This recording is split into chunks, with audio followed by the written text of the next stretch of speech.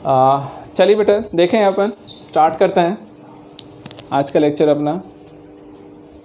ध्यान देना बेटा, लास्ट लेक्चर में अपन लोगों ने जो स्टार्ट किया था लास्ट लेक्चर में हम लोगों ने क्रॉस प्रोडक्ट देखा था और क्रॉस प्रोडक्ट को हमने डॉट प्रोडक्ट देखा था और डॉट प्रोडक्ट की मैंने सारी प्रॉपर्टीज़ आपको डिस्कस कर ली थी। सिर्फ एक प्रॉपर्टी मेरी रह गई थी वर्क डन वाली। अच्छा, उस वर्क डन को भी मैंने सबसे पहले ही डेफिनेशन में कवर कर लिया था, लेकिन फिर भी मैं उसके जो कुछ केसेस हैं वो मैं आपको एक्सप्लेन कर देता हूँ आज। ठीक है, तो वर्क डन वाला पोर्शन हम लोग यहाँ पे अभी ख़त्म कर देते हैं आज पहले। फिर दूसरा, मैं अभी इस पे प्रॉब्लम्स करवाने नहीं जाऊँगा।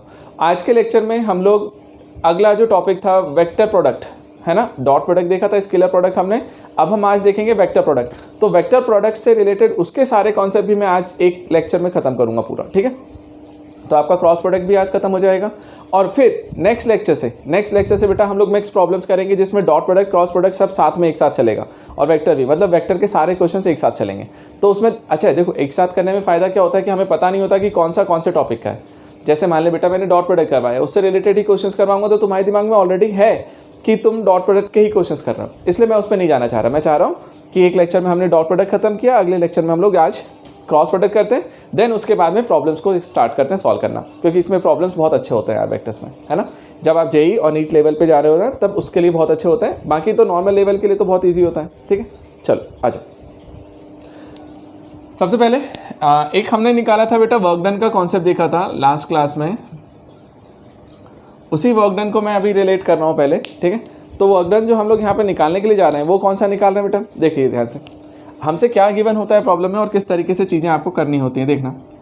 जैसे बेटा मैंने कहा ये एक ऑब्जेक्ट है, ठीक है, हमने एक ऑब्जेक्ट लिया और इस ऑब्जेक्ट के ऊपर मैं आपसे क्या बोल रहा हूँ, ध्यान से देखना बेटा, आपको प्रॉब्लम की वैरायटी समझाता हूँ कि किस किस टाइप के प्रॉब्लम्स आ सकते हैं। जैसे मान ले बेटा इस पर किसी ने बोला मुझे कि सर इसके ऊपर मैं एक फोर्स अप्लाई कर रहा हूँ और ये जो फोर्स लग रहा है ना इसके ऊपर, वो फोर्स क्या है, एफ वेक्टर। तो आपको फर्स्ट केस बता रहा हूँ कि मतलब प्रॉब्लम किस तरीके से आ सकता है। तो यदि मान ले बेटा उसने मुझे पहला फोर्स वेक्टर ही दे दिया कि फोर्स कितना आ रहा है, तो जैसे मान ले मैंने बोला आई कैप प्लस 2 जे कैप प्लस 3 के कैप, ठीक है, तो मैं पूरा वेक्टर दिया हुआ हूँ, मतलब आई कैप जे कैप के कैप के टर्म्स में मैंने आपको फोर्स डिफाइन कर दिया, पहला चीज़। दूसरा, उसने बोला सर इसके बाद में इसका डिस्प्लेसमेंट हुआ और डिस्प्लेसमेंट होकर के ये बॉडी यहाँ पहुँच गई, ठीक है, कहीं भी डिस्प्लेसमेंट हुआ होगा। अब यदि मान लो बेटा उसने मुझे डिस्प्लेसमेंट वेक्टर भी दे दिया, जैसे मान लीजिए डिस्प्लेसमेंट वेक्टर एस वेक्टर मुझे दे देता है ना। अब डिस्प्लेसमेंट देगा तो क्या बोलेगा, sir I cap plus 2 J cap minus 3 के कैप 4 के कैप, ऐसा कुछ भी करके। आपको फोर्स वेक्टर भी पता है, डिस्प्लेसमेंट भी पता है और दोनों चीज़ें पता है, और आपसे पूछ क्या लिया उसने बोला क्या भाई वर्क डन बता कि वर्क डन कितना आएगा, इसका वर्क डन कैलकुलेट करके बताओ। अब जब आप इसका वर्क डन कैलकुलेट करने के लिए जाओगे तो बताता है कि करें कैसे। तो देखो सिंपल सा तरीका, इस कंडीशन में मैं आपसे बोलूँगा कि वर्क डन इक्वल टू क्या होता था, एफ डॉट एस, याद है बेटा, फोर्स और डिस्प्लेसमेंट का डॉट प्रोडक्ट होता है। तो सिंपल सा इस कंडीशन में आपको क्या करना है, आपके पास फोर्स वेक्टर भी दिया हुआ है, डिस्प्लेसमेंट वेक्टर भी दिया हुआ है, तो हम लोग सीधे सीधे क्या कर देंगे उनका डॉट प्रोडक्ट, और डॉट प्रोडक्ट से जो भी आंसर आएगा बेटा वो मेरा आंसर है। तो सबसे पहला वाला केस तो हमारा यहीं पे निकल के आता है, ये वाला, कि जब आपको फोर्स भी दे दिया जाए, डिस्प्लेसमेंट भी दे दिया जाए और बोले कि वर्क डन निकाल, तो ईजिली निकालोगे। जैसे देखो मैं एक एग्जाम्पल लेते चलता हूँ साथ में, है ना, इनके एग्जाम्पल्स मैं आपको रिलेट करते चलता हूँ। जैसे ये बॉडी है, इस बॉडी पे मैंने बोला बेटा जो फोर्स लग रहा है ना एफ, ये एफ फोर्स मैंने दिया तुम्हें आई कैप माइनस 2 जे कैप माइनस 3 के कैप। फिर मैंने बोला यार इस बॉडी का डिस्प्लेसमेंट हो रहा है, डिस्प्लेसमेंट होकर बॉडी जहाँ भी गई है ना, तो मैंने वो आपको डिस्प्लेसमेंट वेक्टर दे दिया इसका, कि सीधे डिस्प्लेसमेंट वेक्टर ही दे रहा हूँ। तो डिस्प्लेसमेंट वेक्टर दिया और इसकी वैल्यू मैंने लिख दी, मान लो 2 आई cap plus J cap minus 3 के कैप या माइनस 6 के कैप, ठीक है। अब सुनिए, जैसे मैंने बोला तुम्हें ये वाला, अब आपको मैंने फोर्स भी दे दिया, डिस्प्लेसमेंट भी दे दिया। तो अब ऐसा केस जहाँ पे आपको फोर्स भी गिवन है, डिस्प्लेसमेंट भी गिवन है, आपको वर्क डन निकालना है, बहुत ईजी है। क्या तरीका लगाना चाहिए, तो मैं बोलता हूँ सिंपल सा, देखो बेटा वर्क डन इक्वल टू क्या होता है, एफ डॉट एस, फोर्स और डिस्प्लेसमेंट का डॉट प्रोडक्ट। तो सिंपल सा दोनों का डॉट प्रोडक्ट कर लीजिए, आपका आंसर आ जाएगा। तो फोर्स का लिया तो फोर्स आएगा आई कैप माइनस 2 जे कैप माइनस 3 के कैप, और इसका डॉट प्रोडक्ट करेंगे किसके साथ, डिस्प्लेसमेंट के साथ। तो डिस्प्लेसमेंट हमारा क्या आ रहा है बेटा, 2 आई cap plus J cap minus 6 के कैप। अब जैसे ये चीज़ निकल के आई, अब जरा इसको सॉल्व करिए और आंसर लेके आइए। देखिए आई कैप वाला आई कैप से मल्टीप्लाई होता है डॉट प्रोडक्ट में, तो 2 × 1 मिलकर कितना हो जाएगा 2, -2 और ये मल्टीप्लाई होंगे तो -2, और -3 और -6 मल्टीप्लाई होंगे तो +18। तो बेटा ये तो कैंसिल हो गया, मतलब 18 जूल आपको टोटल वर्क डन निकल के आया। तो इस तरीके से जब आपके पास फोर्स और डिस्प्लेसमेंट डायरेक्टली दे देना, मतलब डायरेक्टली बोल दिया उसने कि फोर्स है और ये डिस्प्लेसमेंट है, तो बता भाई कितना आ रहा है, तो इजीली आप इस तरीके से जा करके निकाल सकते हो। तो पहले मुझे बताओ क्या ये छोटा सा एक फर्स्ट केस समझ में आया? तो इसमें 2 केस और भी हैं, वो भी मैं आपको एक्सप्लेन कर देता हूँ, फिर बात करते हैं। हाँ जी, पहले मुझे बताओ क्या इतना क्लियर है बेटा? अब देखिए ये फर्स्ट केस मैंने बताया। अब सेकेंड केस में आपके पास प्रॉब्लम कैसा आता है वो देखो जरा। इसका भी एक एग्जाम्पल लेकर के इसको भी ख़त्म कर देंगे यहाँ पे। जैसे कई बार क्या होता है, वो आपसे इस तरीके से बोलेगा कि एक पॉइंट है बेटा, इस पर हमने एक फोर्स अप्लाई किया F1 वेक्टर, दूसरा फोर्स अप्लाई किया F2, तीसरा हमने अप्लाई किया इस पर F3। तो मैंने बोला ऐसे कि एक ही पॉइंट पे बहुत सारे फोर्सेस अप्लाई हो रहे हैं। तो बेटा ध्यान से देखिएगा, जब आपको ऐसा दिया जाए ना प्रॉब्लम में कि यार एक सिंगल पॉइंट है और उसके ऊपर बहुत सारे फोर्सेस लग रहे हैं, मान ले F1 फोर्स लग रहा है, F2 लग रहा है, F3 लग रहा है, जब इतने फोर्सेस एक ही पॉइंट पर लग रहे होते हैं ना, तब हमें कैसे निकालना है? तो ज़रा वो सोचना कि हमने बोला ये यहाँ पे था, अब इसको मैं यहाँ से ले गया और इसको मैंने यहाँ पर डिस्प्लेस करवाया, ठीक है बेटा? तो इसको डिस्प्लेस करवा करके मैंने बोला ये डिस्प्लेसमेंट वेक्टर है। अब ज़रा सोचो, यदि कोई तुमसे बोल देता है कि 3 फोर्सेस लग रहे हैं और डिस्प्लेसमेंट S हो रहा है, तो देख डिस्प्लेसमेंट वेक्टर भी दिया हुआ है, फोर्स वेक्टर भी दिए हुए हैं F1, F2, F3। अब आपसे बोला वर्क डन निकालो, ठीक है?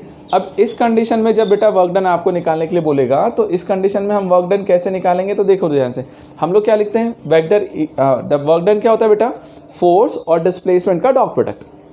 तो हमने बोला फोर्स और डिस्प्लेसमेंट। अब जरा एक चीज़ ध्यान रखना, यहाँ जो फोर्सेस है ना बेटा, वो आई कैप, जे कैप, के कैप के टर्म्स में है, मतलब डायरेक्टली वेक्टर फॉर्म में ही है ना। अब यदि वेक्टर फॉर्म में आपको फोर्सेस दिए हुए हैं F1, F2, F3 आपको वेक्टर फॉर्म में यदि दिए हुए हैं, तो आपको कुछ नहीं करना बेटा। आपको पता है वेक्टर में रिजल्टेंट क्या होता था?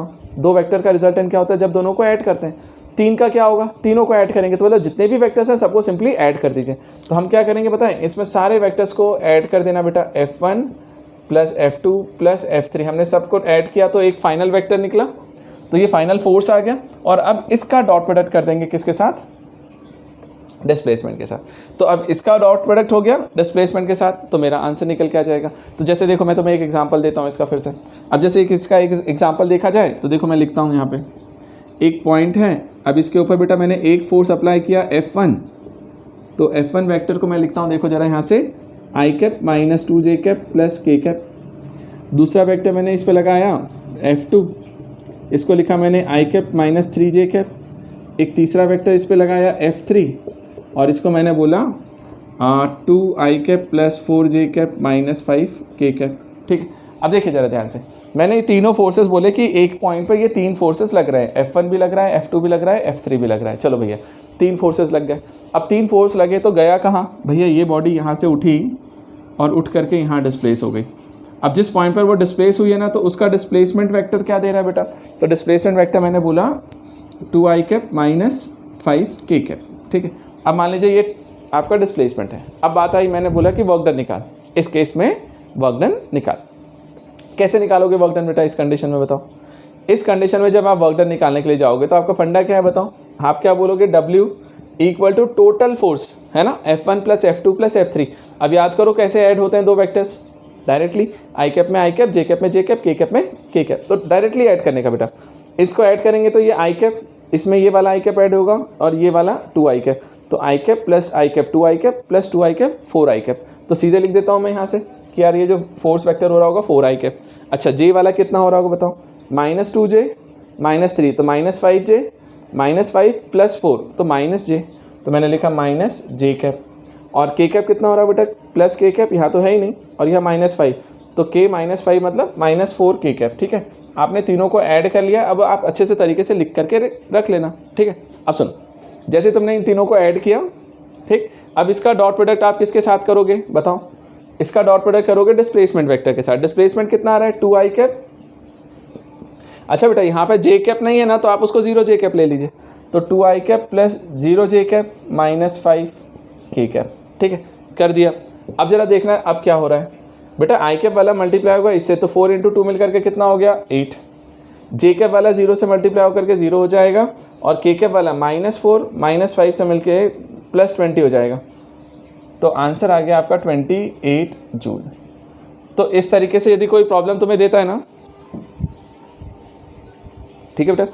इस तरीके से कोई तुमको प्रॉब्लम दे रहा है तो आप इस तरीके से निकाल लीजिए। मतलब यदि एक ही पॉइंट पे एक से ज़्यादा फोर्सेस दिए हुए हैं तो सिंपल सा उन सारे फोर्सेस को ऐड करो, इनटू डिस्प्लेसमेंट करना, डॉट प्रोडक्ट, आपका आंसर निकल के आ जाएगा। तो एक दूसरा तरीका ये होता है प्रॉब्लम को देने का जहाँ पे एक से ज़्यादा फोर्सेस दे करके वो आपसे वर्क डन निकलवाएगा।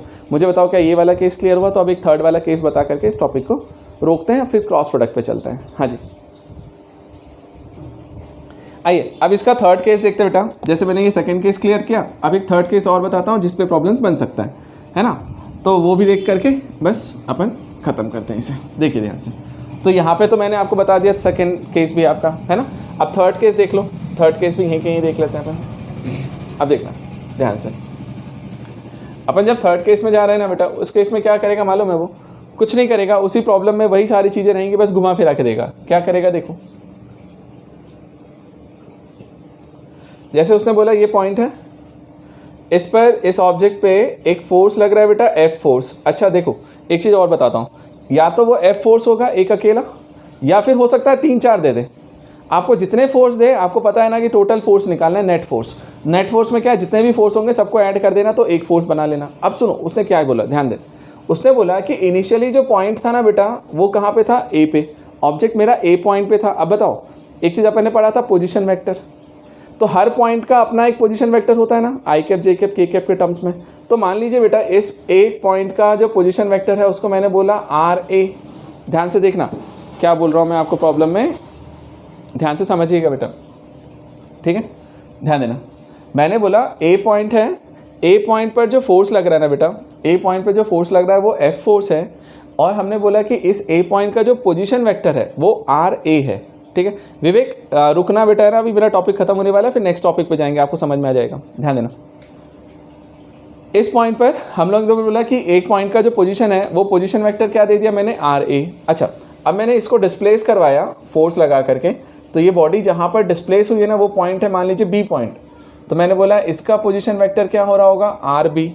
तो देख बेटा, ए पॉइंट का position vector R A, B point का पोजीशन वेक्टर आर बी। अब यदि आर ए और आर बी इनके पोजीशन वेक्टर्स हैं, तो आपसे बोलता है वर्क डन बताओ कितना है। तो जरा एक चीज़ बताओ, हम लोग क्या लिखेंगे, हम अभी भी वही लिखेंगे बेटा, वर्क डन हमारा होता है एफ डॉट एस, डिस्प्लेसमेंट। लेकिन अब दिक्कत क्या होगी मालूम है, देख बेटा फोर्स तो तुझे डायरेक्ट दिया हुआ है, बट डिस्प्लेसमेंट डायरेक्ट नहीं दिया, उसने ए पॉइंट का अलग बताया हुआ है, बी का अलग बताया। तो बताओ डिस्प्लेसमेंट हुआ कौन सा है यार, ए से बी पे गया है, कौन सा वेक्टर लिखोगे, ए बी वैक्टर, राइट। तो यहाँ पे लिखना पड़ेगा डिस्प्लेसमेंट के प्लेस पे ए बी वैक्टर। और याद करो पोजीशन वेक्टर में तुमने ए बी वैक्टर को निकालना सीखा है। ए बी क्या होता है, position vector of B minus position vector of A. याद है मैंने बोला था डिस्प्लेसमेंट जैसा याद रखोगे, फाइनल माइनस इनिशियल। तो इसका पोजीशन वेक्टर जैसे बी दिया हुआ है ना, तो हम लिखेंगे are B minus A point का पोजीशन वेक्टर आर ए। तो ये मेरे पास आ जाएगा, और इसको मैं बोलूँगा कि यार ये मेरे लिए टोटल वर्क डन निकल के आया। तो वर्क डन का जो फॉर्मूला निकल के आता है ना मेरे पास, तो वर्क डन निकल के आ रहा होगा F dot R B minus R A. तो F dot R B minus R A जो है रन, ये मेरा वर्क डन है बेटा। तो इस तरीके से जा करके आपको वर्क डन को कैलकुलेट करना होता है, बाकी चीज़ें आपको नहीं सोचनी है। ठीक है, जैसे देखो एक सिंपल सा एग्जांपल ले लेते हैं और करके ख़त्म करते हैं इस टॉपिक को। जैसे एग्जांपल के लिए मैं बोलूँ कि मान लीजिए ये पॉइंट है, इस पॉइंट पे बेटा मैंने एक फोर्स अप्लाई किया 2i cap plus J cap plus 5k cap, और ये जब इनिशियली ए पॉइंट पे था ना, तो इस समय आर ए जो है इसका पोजीशन वेक्टर है, आर ए नहीं लिखेगा, आप सिंपल लिख देते हैं, आई कैप माइनस जे कैप माइनस के कैप है। और यहाँ से हमने डिस्प्लेस करवाया, और ये पॉइंट कहाँ पहुँचा, बी पॉइंट पे, और बी पॉइंट का पोजीशन वेक्टर मैंने लिखा 2i cap plus minus 7k cap. ठीक है, इतना लिख देते हैं। अब सुनो ध्यान से, ध्यान देना, ए पॉइंट का पोजीशन वेक्टर दिया हुआ है, बी पॉइंट का पोजीशन वेक्टर दिया हुआ है, और आपसे बोला कि ए से बी पॉइंट पे पहुंचाया हमने इसको, ये फोर्स लगा करके। बताओ आंसर क्या आएगा, क्या लिखोगे, कुछ नहीं, देखो ध्यान से, हम ऐसा लिखेंगे work done equal to force F dot displacement कौन है तुम्हारा, ये बताओ, ए से बी वाला, ए से बी डिस्प्लेसमेंट हुआ ना, तो मैंने बोला ए बी डिस्प्लेसमेंट। अब बताना एक चीज़, एफ डॉट बेटा ए बी डिस्प्लेसमेंट निकालोगे कैसे, बी माइनस ए, तो बी के पोजीशन वेक्टर में से ए का पोजीशन वेक्टर माइनस करने का। तो बी का पोजीशन वेक्टर ये है, तो मैं डायरेक्ट लिख देता हूँ 2i cap minus 7k cap. इसमें से माइनस किसे करोगे बेटा, ए के पोजीशन वेक्टर को, तो ये बनेगा आई कैप माइनस जे कैप माइनस के कैप, बन गया। अब जरा सॉल्व करिए और आंसर लाइए। तो एफ के प्लेस पे आप एफ डॉट, एफ के प्लेस पे तो ये लिख दो यार, 2i cap plus J cap plus 5k cap dot ये क्या हो गया होगा बेटा 2 i cap minus I cap मिल के आई कैप, जे कैप तो है ही नहीं यहाँ पे, तो minus minus plus J cap, और -7 के कैप प्लस के कैप, तो -6 के कैप। ठीक, और अब जा करके इनका डॉट प्रोडक्ट निकालिए, मल्टीप्लाई कीजिए, तो 2 × 1 मिलके कितना हो जाएगा 2, ये हो जाएगा +1, और ये 5 और -6 मिलके -30, मतलब हो गया -27 जूल। अच्छा, वर्क डन है, वर्क डन मेरा नेगेटिव भी आ सकता है। तो इस तरीके से जा करके बेटा आपको वर्क डन निकालना होता है थर्ड वाले केस में, जब आपको उनके पोजीशन वेक्टर्स दिए जाते हैं। ठीक है, अच्छा इसी में बताऊँ एक चौथा केस क्या बना सकते हैं हम चाहें तो, दोनों के पोजीशन वेक्टर दे दें और फोर्स की जगह पे F1 F2 F3 F4 दे दें। तो क्या करेंगे, सारे फोर्स को ऐड करके F नेट निकाल देंगे, टोटल डिस्प्लेसमेंट निकालेंगे। मतलब ओवर एंड ऑल मैं बोला जाए तो मैं सिर्फ इतना बोलता हूँ कि टोटल फोर्स निकालो, टोटल डिस्प्लेसमेंट निकालो, भैया दोनों का डॉट प्रोडक्ट कर दो, आंसर आ जाएगा। तो बस ये मेरा छोटा सा फंडा है, मुझे बताओ क्या ये क्लियर हो गया? तो अब हम क्रॉस प्रोडक्ट पे जंप करें। चलिए अब ये हमारा टॉपिक खत्म हो गया। ठीक, ये हमारा था किससे related, dot product. Dot product का एप्लीकेशन पार्ट होता था बेटा ये वर्क डन निकालने का। ठीक है, आपको वर्क डन का केस खत्म हो गया, डॉट प्रोडक्ट हमारा कंप्लीट हो चुका है। अब हम जा रहे हैं क्रॉस प्रोडक्ट पे कि एग्जैक्टली क्रॉस प्रोडक्ट क्या होता है, जरा उससे ध्यान से समझना। और फिर से हम आज ही ख़त्म करेंगे, मतलब 2-2 3-3 क्लास जिसमें लगता है ना उसको हम एक ही क्लास में ख़त्म करेंगे। ध्यान से देखिए, ठीक है, आ जाओ बेटा। हम लोगों ने कहा था जब हम लोग मल्टीप्लिकेशन ऑफ वेक्टर्स के बारे में बात करने जा रहे थे तो हमने क्या बोला था, 2 टाइप के मल्टीप्लिकेशन होते हैं यहाँ पे। एक होता है स्केलर प्रोडक्ट, एक होता है वेक्टर प्रोडक्ट। याद है, जिसको हमने एक को बोला था डॉट और एक को बोला था क्रॉस। अब डॉट वाला फिर भी इजी होता है, क्रॉस वाला थोड़ा सा टफ पड़ता है बच्चों को स्टार्टिंग में, क्योंकि यहाँ पे डायरेक्शन का बहुत इंपॉर्टेंट है। अब जो क्रॉस प्रोडक्ट है ना बेटा, उसमें डायरेक्शन का इंपॉर्टेंस है, तो ऑर्डर वगैरह बहुत इंपॉर्टेंट हो जाते हैं। तो मैं आपको सारी चीज़ें समझाता हूँ अच्छे से, और थोड़ा ध्यान से करना, जेई वगैरह में अच्छे क्वेश्चंस मिलते हैं। ठीक है, अब ध्यान से देखिएगा बेटा। अब हमारा आज हम लोग स्टार्ट कर रहे हैं वो है vector product of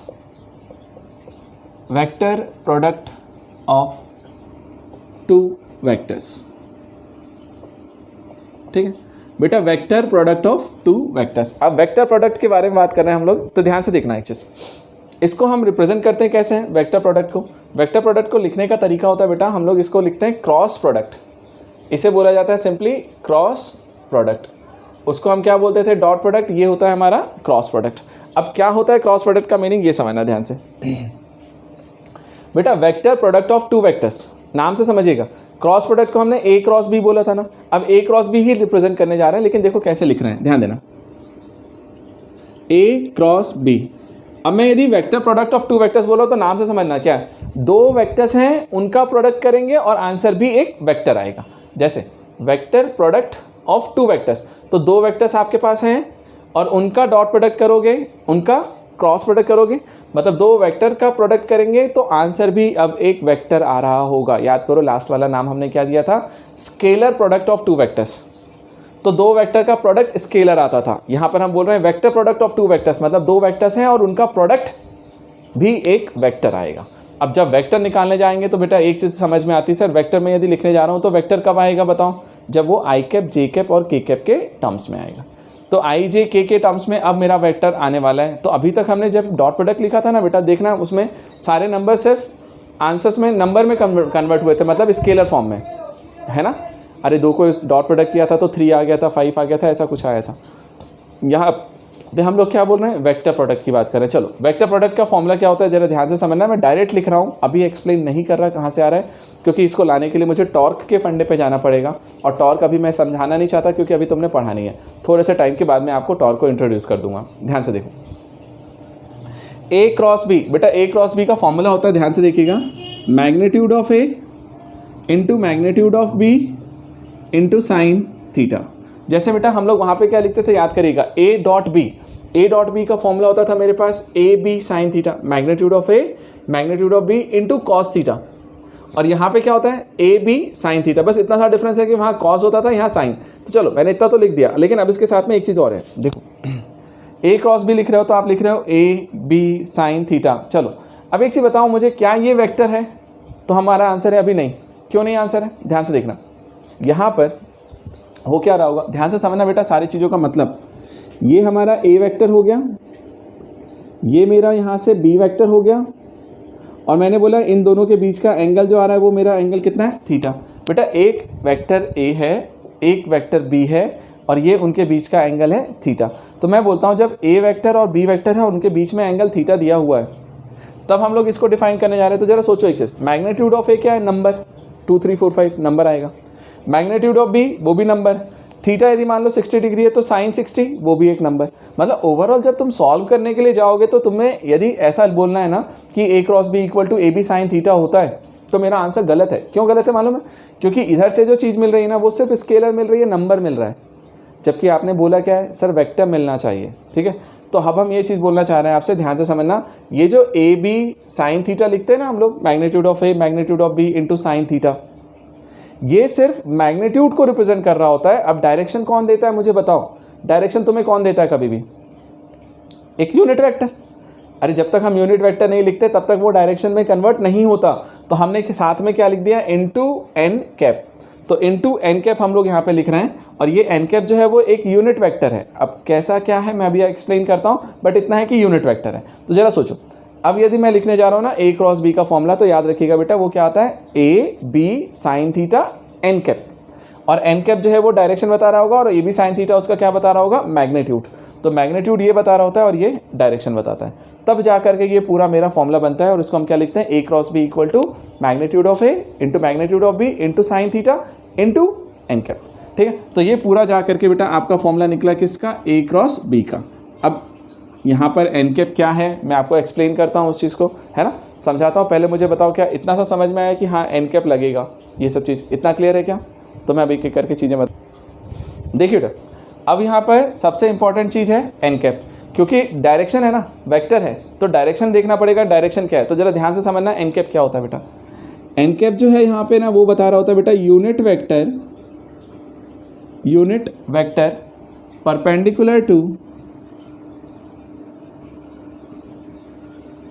perpendicular to A and B. ठीक है, अब आप ध्यान से समझिएगा, यहाँ पर जो हम एन कैप लिख रहे हैं ना, एन कैप क्या रिप्रेजेंट कर रहा होता है, वो एक यूनिट वेक्टर तो है लेकिन स्पेशल चीज़ है क्या, ए और बी के परपेंडिकुलर है। मतलब आप जब ए क्रॉस बी निकाल रहे हो ना, तो ए के भी परपेंडिकुलर होगा, बी के भी परपेंडिकुलर होगा। तो ए और बी दोनों के परपेंडिकुलर एक यूनिट वेक्टर होता है। ठीक है, ध्यान से समझना मेरी बात बेटा, एन कैप को एक बार ध्यान से फिर से समझो क्या बोल रहा हूँ। जो एन कैप मैंने डिफाइन किया, मैं आपको इसका डायरेक्शन निकालने सिखाता हूँ ना, एक रूल देता हूँ।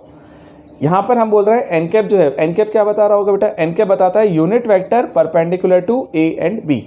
तो जो ए और बी वेक्टर्स लेना है, इन दोनों के परपेंडिकुलर वेक्टर बता रहा होगा कौन, एन कैप। मतलब एन कैप का जो डायरेक्शन है ना वो हमेशा क्या होगा बेटा, ए के भी परपेंडिकुलर होगा और बी के भी परपेंडिकुलर होगा। तो ए और बी दोनों के परपेंडिकुलर कौन आता है, एन कैप। अब सुनो मेरी बात, मैंने लिखा ए और बी दोनों के परपेंडिकुलर कौन है हमारा, एन कैप। अब जरा देखो ध्यान से, अब एन कैप का डायरेक्शन निकालना समझना बेटा, इसमें बहुत इंपॉर्टेंट है, ध्यान से समझिएगा। यहाँ पर डायरेक्शन ऑफ एन कैप निकालने के लिए हम लोग क्या करते हैं, देखो ध्यान से, डायरेक्शन फाइंड आउट करने के लिए हम लोग यहाँ पर एक राइट हैंड रूल यूज़ करते हैं, राइट हैंड रूल। अब राइट हैंड रूल में हमको क्या करना है, ध्यान से समझना, मैं जो समझा रहा हूँ वही चीज़ पे फोकस करना। Right hand rule, thumb rule भी बोल सकते हो, सिंपल राइट हैंड रूल लिखिए बेटा। एक राइट हैंड रूल हम लोग यहाँ पर यूज़ करते हैं डायरेक्शन फाइंड आउट करने के लिए। अब वो डायरेक्शन कैसे निकालना है वो देखो ध्यान से, समझना सबको समझ में आएगा। जैसे बेटा मैंने लिखा ए से बी, ए क्रॉस बी। ए क्रॉस बी यदि मैं लिखता हूँ, इसका मीनिंग समझना, ये ए है, ये बी है।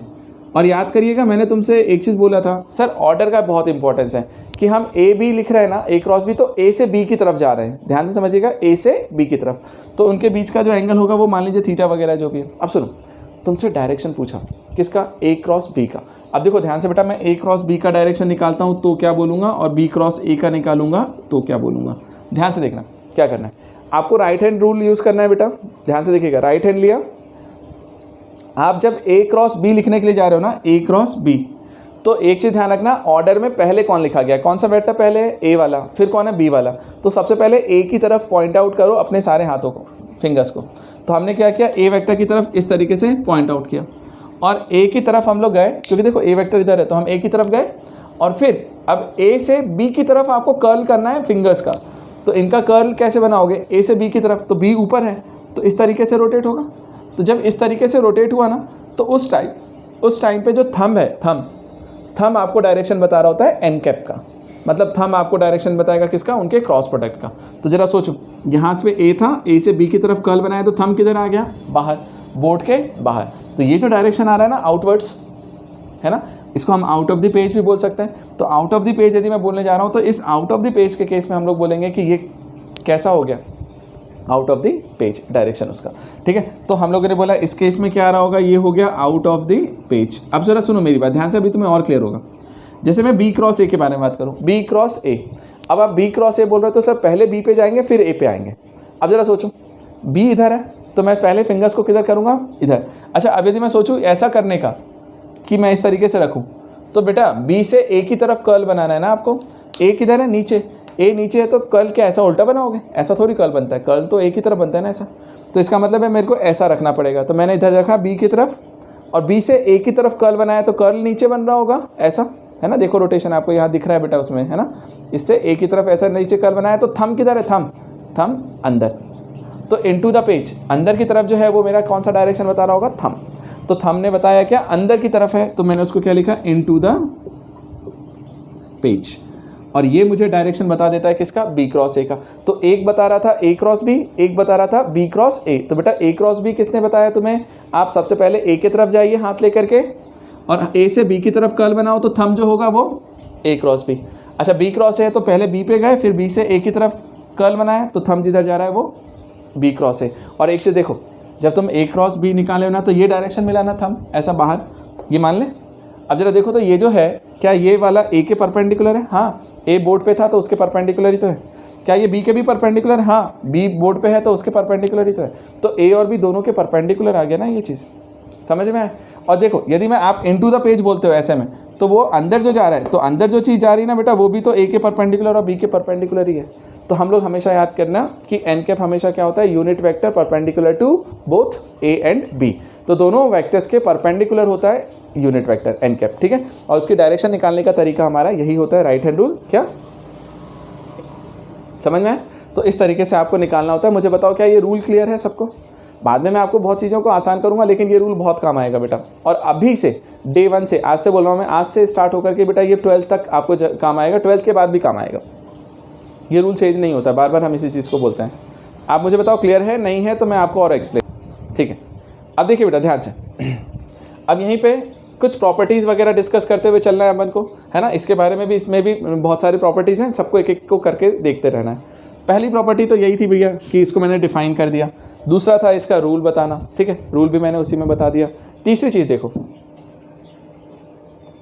अब तीसरी चीज़ देखना बेटा, जैसे मैंने ए क्रॉस बी को यहाँ से डिफाइन कर दिया ना, अब ए क्रॉस बी को डिफाइन करने के बाद अब आता है क्या मेन काम, देखो वो है हमारा दूसरा। याद करना बेटा, वहाँ पर हम जब डॉट प्रोडक्ट में थे तो I cap dot I cap निकाला था, जे कैप डॉट जे कैप, के कैप डॉट के कैप निकाला था ना। अब वही यहाँ पे भी चेक करना है अपन को। अब यहाँ पे थोड़ा सा गड़बड़ हो जाएगा, देखो कैसे बेटा। यदि मैं लिखता हूँ आई क्रॉस आई, तो सबसे पहले तो देख लो यार, यहाँ पे अपन इस तरीके से बनाते थे ना 3D सिस्टम। ये एक्स एक्सेस था, ये आपका वाई एक्सेस था और ये आपका जेड एक्सेस। तो बेटा एक्स एक्सेस के अलॉन्ग कौन चलता था, तो मैंने बोला था एक्स एक्सेस के अलॉन्ग आई कैप था, वाई एक्सेस के अलॉन्ग जे कैप था और जेड एक्सेस के अलॉन्ग के कैप था।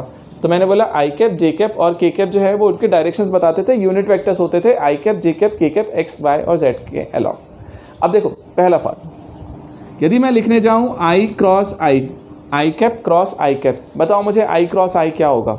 तो हम क्या लिखेंगे, फॉर्मूला ये रहा, A B sine theta N cap लिखते हैं। तो मैंने लिखा magnitude of I cap, magnitude of I cap into sine. अब मुझे बताओ एंगल कितना आएगा, 0 डिग्री। क्यों, आई और आई दोनों एक्स एक्सेस वाले हैं तो एंगल तो सेम ही रहेगा। तो एंगल को मैंने 0 रखा और साथ में क्या लिख दिया, एन कैप, जो भी डायरेक्शन हो रहा हो, ठीक है। अब मुझे बताओ साइन 0 की वैल्यू कितनी होती है, 0। साइन 0 0 है तो ये पूरा नंबर मल्टीप्लाई होकर के क्या हो जाएगा, 0। तो यहाँ पे ध्यान रखिएगा बेटा, आई कैप क्रॉस आई कैप जो होता है वो 0 वेक्टर होता है, मतलब इसका पूरे का आंसर क्या आ रहा होगा, 0। तो आई क्रॉस आई, आई क्रॉस आई, तो आई क्रॉस आई की वैल्यू 0 हो जाती, जबकि आई डॉट आई हमारा 1 होता था। अच्छा, इसी तरीके से सेम वे में आप जे क्रॉस जे देखने जाओगे तो भी वही लिखोगे ना, दोनों का मैग्नीट्यूड और एंगल उनके बीच का 0 डिग्री, तो एन कैप लिखोगे भी तो भी आंसर 0 ही आएगा। जे क्रॉस जे भी 0 हो जाएगा और के क्रॉस के भी 0 हो जाएगा। तो सबसे पहली चीज़ आपको एक रूल यहाँ पे समझ में आया यार आई क्रॉस आई 0 है, जे क्रॉस जे 0 है, के क्रॉस के 0 है, तो तीनों की वैल्यू 0 हो गई यहाँ पे वहाँ के अकॉर्डिंगली।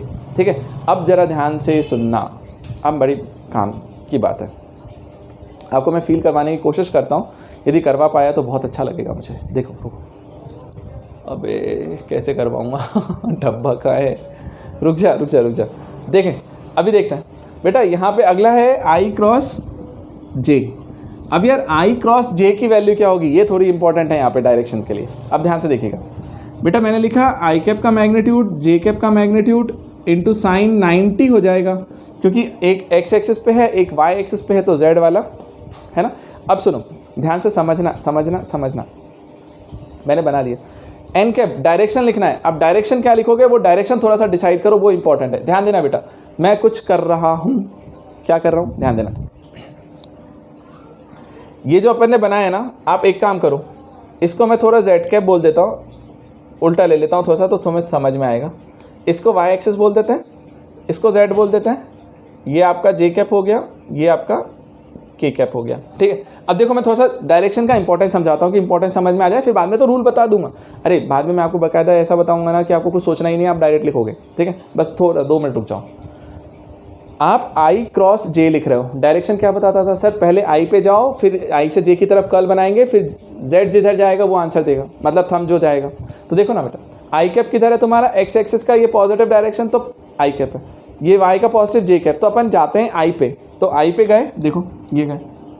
अब आई से कहाँ जाना है, आई से जे की तरफ, जे ऊपर है तो आई से जे की तरफ हमने कर्ल बनाया, तब ये जो थंब आ रहा है वो किधर आ रहा है, इधर आ रहा है बाहर। और ये डायरेक्शन तुम्हारा कौन सा है, ये जेड। एक्चुअल में जेड ऐसा बनता है, बट रियल में तो मैंने बोला था ना कि ये है 3D। देखो बेटा, ये एक्स एक्सिस, ये वाई एक्सिस और ये जेड एक्सिस है। तो देखने जाओ तुम, देखो एक्स एक्सिस पे गए थे आई कैप पे, आई से जे की तरफ तुमने कर्ल बनाया, ऊपर की तरफ लेकर के गए, कर्ल बनाया, तो जेड जो है ये बता रहा होगा ना। ठीक है, तो ये अंदर चला गया, इधर बाहर, तो ये बाहर निकला, तो वो कौन सी डायरेक्शन है, जेड की। जेड को कौन सा बोल रहे हो तुम, के कैप, तो साथ में एंगल डायरेक्शन कौन देगा, के कैप। तो देखो यूनिट वेक्टर है तो 1, ये भी 1, साइन 90 भी 1, ओवरऑल आंसर में सिर्फ मिला के कैप। तो इस पूरे की वैल्यू लिखी जाए तो वो सिर्फ आपके पास क्या निकल के आई सर, के कैप। ठीक है, चलो अब इसको मैंने के कैप लिखा। अगला देखो ध्यान से बेटा, इसी में यदि मैं तुमसे बोलता जे क्रॉस आई, जे क्रॉस आई, समझना ध्यान से बेटा, जे क्रॉस आई, सिर्फ डायरेक्शन बताने के लिए मैं इतनी चीज़ें बता रहा हूँ, नहीं तो इस सबको मैं बहुत आसानी से निपटा सकता हूँ। बट एक बार समझो यार, फर्स्ट टाइम पढ़ रहे हो ना लाइफ में, तो समझ के चलना चाहिए। जे क्रॉस आई, जे क्रॉस आई में बताओ क्या लिखोगे सर, फिर से वही लिखोगे, जे का मैग्नीट्यूड, आई का मैग्नीट्यूड और साइन 90, एंगल तो 90 है। अब डायरेक्शन लिखने में ज़रा ध्यान देना, क्या लिखना है, जे से आई पे जाना है, जे से आई, जे किधर था, ऊपर, तो हम जे पे गए, देखो ऊपर की तरफ ऐसा जा रहा हूँ। ठीक है, देखो वहाँ पे देखते रहना, उसको देखना और इसको देखना, आपको डायरेक्शन दिखेगा। जे ऊपर है तो मैं ऊपर की तरफ पहले गया। अब जे से कहाँ जाना है, आई पे, आई नीचे है, नीचे की तरफ गया, तो मैं आई से नीचे की तरफ, इसको नीचे की तरफ, आई की तरफ मैंने कर्ल बनाया, नीचे कर्ल बना रहा हूँ, तो थंब किधर जा रहा है मेरा, अंदर की तरफ। तो ज़रा सोचो एक्सिस, हाँ, तो यहाँ पर जो ये था ना, ये इधर बाहर साइड वाला जो था ये प्लस के कैप था, बाहर साइड वाला प्लस के कैप, तो उसके अंदर वाला क्या होगा, उसका अपोजिट वेक्टर, और अपोजिट है तो वो माइनस के साथ आएगा, तो हम क्या लिखेंगे, माइनस के कैप। तो देखो बेटा, ये सब की वैल्यू 1 हो जाएगी और आंसर में सिर्फ आपको आ रहा होगा माइनस के कैप। तो ज़रा देखो एक्सिस प्रॉपर्टी निकल के आई, कौन सी, आई क्रॉस जे, आई क्रॉस जे। यदि के कैप होता है तो जे क्रॉस आई, मतलब यदि उनका ऑर्डर बदल दिया जाए, जे क्रॉस आई, तो वो माइनस के कैप होता है। मतलब ये यदि प्लस के कैप था तो ये माइनस के कैप, मतलब यदि उनका ऑर्डर बदल दोगे ना तो उसमें माइनस का डिफरेंस आ जाएगा। तो इस चीज़ का विशेष ध्यान रखना कि वेक्टर प्रोडक्ट है तो यहाँ पर ऑर्डर का बहुत इंपॉर्टेंस रहता है। ठीक है, अच्छा इसी तरीके से देखो एक और बनाते हैं। तो यदि मैं लिखने जाऊँ तो अब बताओ, जे क्रॉस के लिखा जाए तो क्या हो जाएगा, जे क्रॉस के, तो जे क्रॉस के की वैल्यू क्या आनी चाहिए बेटा, आप खुद से सोचिए, मैं लिखता नहीं है। जे का मैग्नीट्यूड, के का मैग्नीट्यूड, एंगल तो अभी भी 90 ही है क्योंकि एक वाई वाला एक जेड वाला परपेंडिकुलर है, साइन 90, तो वो सब तो 1 हो जाएगा। सिर्फ आपको लिखना है डायरेक्शन कौन आएगा। अब डायरेक्शन सोचो इसका क्या आ रहा है, देखो ध्यान से, जे क्रॉस के, जे क्रॉस के मतलब ये ऐसा है ना। अब आप जे पे जाओगे और के की तरफ कर्ल बनाओगे, ध्यान देना बेटा, नोटिस करना, जे ऊपर है और के इस डायरेक्शन में है, आपको जे से के पे बनाना है ना कर्ल। देखो यदि मैं ऐसा जाता हूँ, ऐसा, तो यहाँ पर यदि मैं जाऊँगा तो कर्ल क्या के पे बनेगा, नहीं, वो एक्स एक्सिस पे बन रहा होगा। अब आपको ऐसा करना पड़ेगा इसको यहाँ तक जाने के लिए। क्या करें, देखो ध्यान से, मैं ऐसे गया इस तरीके से, ठीक, ये मेरा z है, k कैप वाला, मैं इस तरफ रखा और अब मैं इसके लिए k की तरफ कर्ल बनाता हूँ तो ऐसा बनेगा। तो उस कंडीशन में थंब किधर जा रहा है बेटा, x पे, और x का पॉजिटिव डायरेक्शन है तो ये क्या हो रहा होगा, i कैप। तो हम क्या बोलेंगे, i कैप। तो इसका जो आंसर आ रहा है ना वो क्या आ रहा है, i कैप।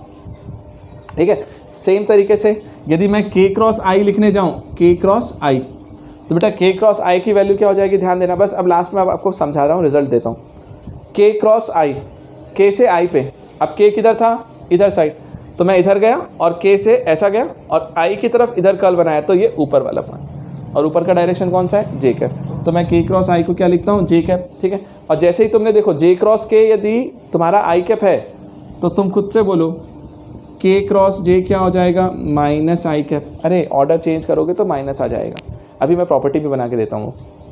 और k क्रॉस i, तो i क्रॉस k क्या हो जाएगा, माइनस j कैप। तो इस तरीके से जा करके बेटा हम लोग यहाँ पे डायरेक्शन डिसाइड करते हैं कि एक्चुअल में i क्रॉस i क्या हो रहा है, j क्रॉस j क्या हो रहा है, k क्रॉस k क्या हो रहा है। तो ध्यान रखना ये तीनों जो होते हैं वो तो जीरो ही होते हैं। फिर i cross j, j cross k और k क्रॉस i, इन सब की वैल्यूज़ आपको ध्यान रखनी होती है। तो वो मैंने आपको बता दी समझा करके। अब पहले तो मुझे बताओ क्या इतना समझ में आया। तो मैं अब आपको बताया बाकायदा एक छोटा सा रूल बना करके दे रहा हूँ, तो आपको इतना सोचना ही नहीं पड़ेगा, हम तुरंत लिखेंगे आंसर उसका। बस मुझे बता दो एक बार क्या इतना क्लियर है, तो मैं आपको एक्सप्लेन करूँ उस चीज़ को। अब देखिए बेटा ध्यान दीजिए, मैंने आपको ये समझा दिया। अब क्या करना है वो देखो ध्यान से। यहाँ के यहाँ अपन एक काम करते हैं, इसी में मैं आपको डायरेक्शन बताता हूँ कि अपन को लिखना कैसे था। बेटा अब इसी चीज़ को मैं यहाँ से रब कर रहा हूँ और अब मैं आपको डायरेक्शन बताता हूँ सिंपल तरीके से। सोचो आपको क्या याद रखना है, और फिर मैं बताऊँ, अभी भी एक रूल ही बता रहा हूँ, ठीक, अभी भी मैं तुम्हें एक रूल ही बता रहा हूँ कि कैसे याद रखना है, बट उसके बाद मैं बोलूँगा कि उसको भी मत याद रखना, ठीक है। क्या याद रखना है वो मैं बताता हूँ, ध्यान देना। बेटा एक बुक में आप देखोगे ना, आपको एक साइकिल दिखता है इस टाइप से। एक साइकिल करके हम लोग को याद करवाया जाता है कि आई जे के ऑर्डर में कौन आता है, पहले आई कैप, फिर जे कैप, फिर के कैप। तो सबको एंटी क्लॉकवाइज डायरेक्शन में अरेंज करो। तो मैंने देख बेटा अरेंज किया यहाँ से, आई कैप, जे कैप और के कैप, ये डायरेक्शन में अरेंज किया। अब बात आती है sir I cross J, J cross के को कैसे लिखना है ना। तो देखो ध्यान से डायरेक्शन लिखने का तरीका।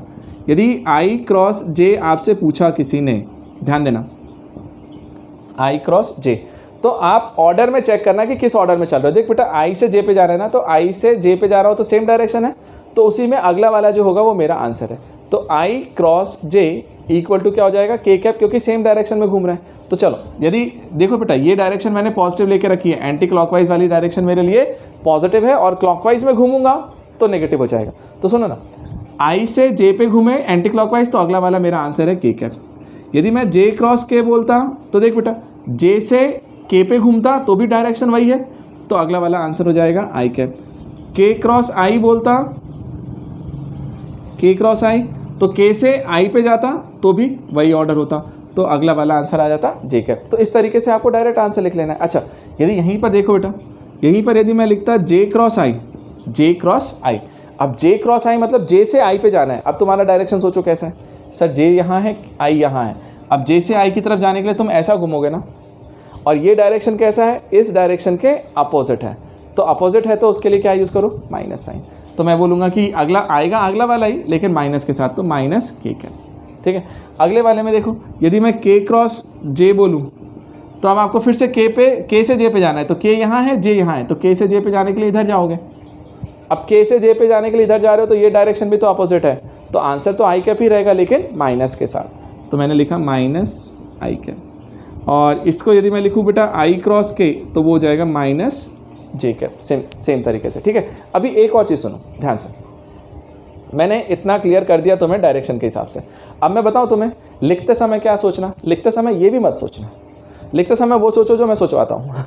ध्यान देना, वो क्या सोचना है बेटा, अपन को सिंपल सा ऑर्डर याद रखिए, आई जे के, अरे अल्फ़ाबेट्स आते हैं ना आई जे के, बेटा यदि ऑर्डर में हो ना तो अगला वाला लिख दिया करो, ऑर्डर में नहीं हो तो माइनस लगा दिया करो। मतलब देखो आई क्रॉस जे, जैसे मैंने लिखा आई जे के, मुझसे बोला आई क्रॉस जे पूछा, मुझे मालूम है ऑर्डर में है सर, आई के बाद जे आता है, तो आई जे है तो अगला वाला ही आंसर आएगा, तो आई जे इक्वल टू के।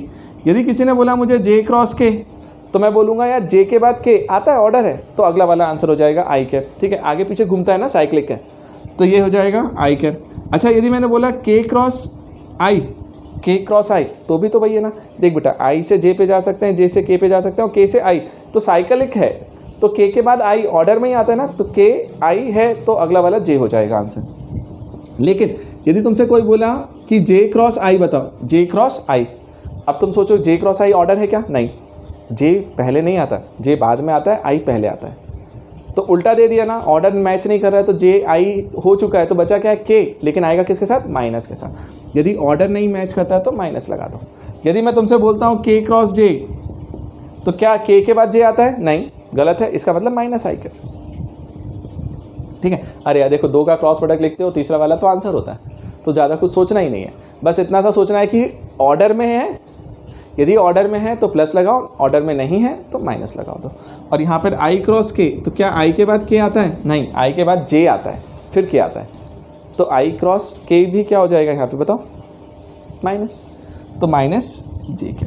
तो इस तरीके से आप सिंपल सा याद रखो, मेरा तो सजेशन ये वाला रहता है।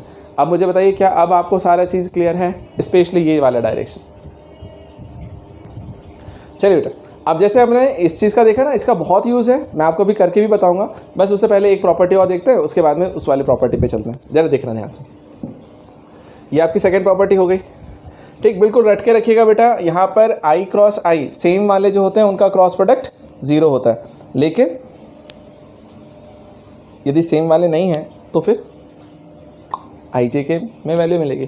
देखो थर्ड प्रॉपर्टी क्या बोलता है मुझसे, थर्ड प्रॉपर्टी ये बेटा, जैसे कभी मैं लिखने जाऊँ ना बी क्रॉस ए, तो बेटा बी क्रॉस ए मेरे लिए क्या होता है? Minus A cross B.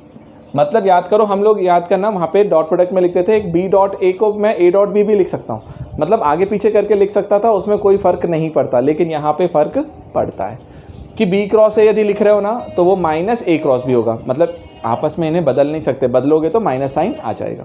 अब क्यों आ रहा है ध्यान से देखो, जैसे मान ले बेटा मैंने सबसे पहले ए क्रॉस बी को डिफाइन किया, तो मैंने बोला ये ए है, ये बी है, और ए से बी की तरफ आपने एंगल बनाया तो ये एंगल को थीटा ले लिया। चलो ए क्रॉस बी, तो अपना फॉर्मूला क्या बनेगा ये बताना, तो हम लिखेंगे A cross B equal to magnitude of A magnitude of B into sine theta N cap. ठीक है बेटा, एन कैप कौन सा डायरेक्शन हो रहा होगा? ये।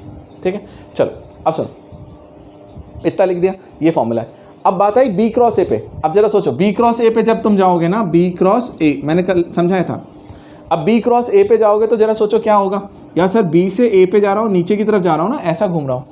अब बी से ए की तरफ जब तुम घूमने जा रहे हो तो एंगल बताओ क्या होगा, बताना। आप बी से ए की तरफ जा रहे हो ना इधर, तो इस एंगल को एंटी क्लॉकवाइज को यदि तुमने पॉजिटिव लिया था तो ये वाला नेगेटिव हो जाएगा, तो ये एंगल कितना हो रहा होगा? Minus theta. तो क्यों ना मैं इस फॉर्मूले में रख दूं, तो मैं लिखूंगा तो magnitude of B magnitude of A into sine minus theta लिखना पड़ेगा। ठीक है, और एन कैप। अब याद करो एक चीज़, मैंने ट्रिग्नोमेट्री वाले क्लास में आपको फॉर्मूला दिया था, साइन माइनस थीटा क्या होता है? Minus sine theta. Sine minus theta क्या होता है? Minus sine theta.